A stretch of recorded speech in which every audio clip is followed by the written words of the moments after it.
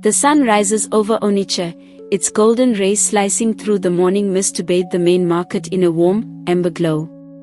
The air thrums with life, traders' voices weave a tapestry of shouts and laughter, baskets overflow with yams, peppers, and plantains, and the smoky, spicy scent of jollof rice curls from steaming pots. At the heart of this vibrant chaos stands Amaka, a woman whose beauty and spirit are as bold as the market itself. Her stall, a dazzling array of Ankara fabrics in crimson, indigo, and gold, is her pride, a testament to years of toil, prayer, and dreams. Her laughter rings out, clear and bright, drawing customers like bees to nectar. Her fitted wrapper clings to her curvaceous form, the low-cut blouse accentuating her grace, and her intricate cornrow braids gleam under the sun. But today, a shadow creeps through the bustling aisles. Chaik, her business partner, moves toward her stall, his lean frame cutting through the crowd. His smile is sharp, like a hyena's, and his eyes glint with something unspoken. In his hand, he holds a folded paper, its edges worn but its purpose menacing. "Amaka," he says, his voice smooth as palm oil, "we need to talk." Amaka, wiping her hands on her apron, senses a chill despite the morning heat. She nods, her smile faltering, unaware that this moment will test her faith and reshape her destiny. Night cloaks Onitsha in a quiet embrace, broken only by the distant hum of crickets and the soft flicker of a kerosene lamp in Amaka's modest home. She sits at a wooden table, its surface scarred from years of use, the document Chaik gave her spread open before her. Its words are a poison, each line a betrayal. Chaik has forged her signature, claiming her stall as his own, citing a fabricated debt she never incurred. Her savings, her dreams, her legacy, all stolen with a stroke of ink. Her eyes, usually sparkling with hope, brim with tears that chloral spill onto her cheeks. Her form-fitting dress, bold with geometric patterns, clings to her as she clutches her Bible, its leather cover worn from countless nights of prayer. "Lord, give me strength," she whispers, her voice trembling but resolute. A sharp knock at the door startles her. She wipes her face, smoothing her braids, and opens it to find Ngozi, a towering trader with a voice like a storm and a heart as wide as the Niger River. Behind her stand three other market women, Chioma, with her quick wit, Adena, whose quiet strength is legendary, and Ifeoma, whose fiery spirit lights up any room. Their wrappers, vibrant as the market itself, rustle as they step inside. "Amaka, we heard," Ngozi says, her eyes fierce. "Chaik will not win." They surround her, their embraces warm and unyielding, their voices a chorus of defiance. Chioma recounts Chaik's past scams, Adena offers to gather witnesses, and Ifeoma slams her fist on the table, declaring, "We fight together." Amaka's tears dry, replaced by a flicker of resolve. With her sisters by her side, she begins to see a path forward. Dawn paints the Onitsha market in soft pinks and oranges, but the air crackles with purpose. Word of Amaka's betrayal has spread like wildfire, and the traders gather in a clearing near the yam stalls, their voices hushed but electric. Amaka stands atop a sturdy wooden crate, her red blouse clinging to her curves, her wrapper swaying like a battle flag. Her eyes burn with determination, her beauty a beacon that draws every gaze.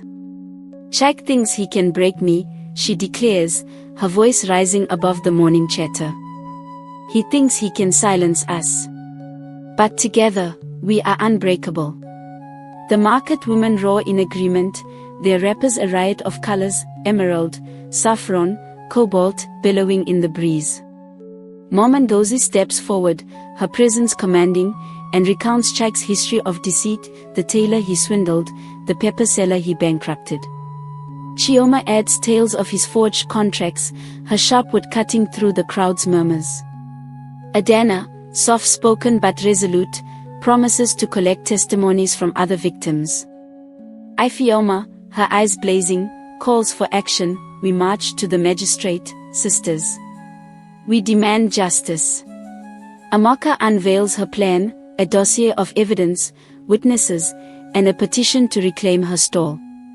The women pledged their support, their cheers shaking the mango trees. As Amaka steps down, her heart swells with faith, not just in God, but in the sisterhood that surrounds her. The next days are a whirlwind of action. Amaka's home becomes a war room, its walls adorned with pinned papers and lists of names. She moves with purpose, her turquoise dress hugging her form, her braids catching the light as she pores over receipts and statements. Mom Ndozi coordinates the witnesses, her booming voice rallying traders from every corner of the market. Chioma, with her knack for details, uncovers a trail of Chike's forged documents, her fingers stained with ink as she cross-references ledgers. Adena visits stall after stall, her quiet persistence coaxing stories from hesitant victims, each tale a brick in their case. Ifeoma, ever the firebrand, organizes the women into shifts, ensuring no one falters under the weight of their mission. One evening, as the sun dips low, Amaka visits the church, a simple brick building with a tin roof. She kneels before the altar, her Bible open, and prays for wisdom. The pastor, a kindly man with a weathered face, places a hand on her shoulder. "Your faith will carry you, Amaka," he says. "And your sisters will lift you." Reinvigorated, she returns to the market, where the women present their findings, a thick folder of evidence, undeniable in its weight. Amaka's heart races. This is their sword, and they will wield it together. The morning of the hearing dawns bright, the sky a canvas of endless blue. Amaka leads a procession of market women through Onitsha's dusty streets, their wrappers a vibrant wave rolling toward the magistrate's office. Her emerald green dress shimmers, tailored to her curves, her braids gleaming like polished obsidian. She carries the folder of evidence, its weight a promise of truth. The women sing, their voices rising in a traditional Igbo hymn, their steps unified. Passers-by pause, drawn by the spectacle, children clap, elders nod, and even the Okada riders slow to watch. The magistrate's office, a squat building with peeling paint, looms ahead. Inside, the air is thick with tension. Chike sits at a table, his cheap suit wrinkled, his confidence fraying.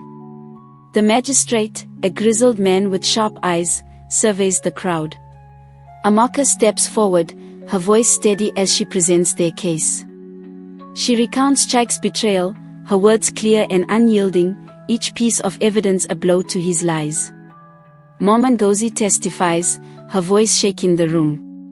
Chioma details the forgeries, Adena shares victims' stories, and Ifeoma's fiery words ignite the crowd's murmurs. Chike stammers, his excuses crumbling. Amaka's beauty and conviction hold the room captive, and the magistrate's pen scratches notes, his expression unreadable. Days crawl by, each one heavy with anticipation.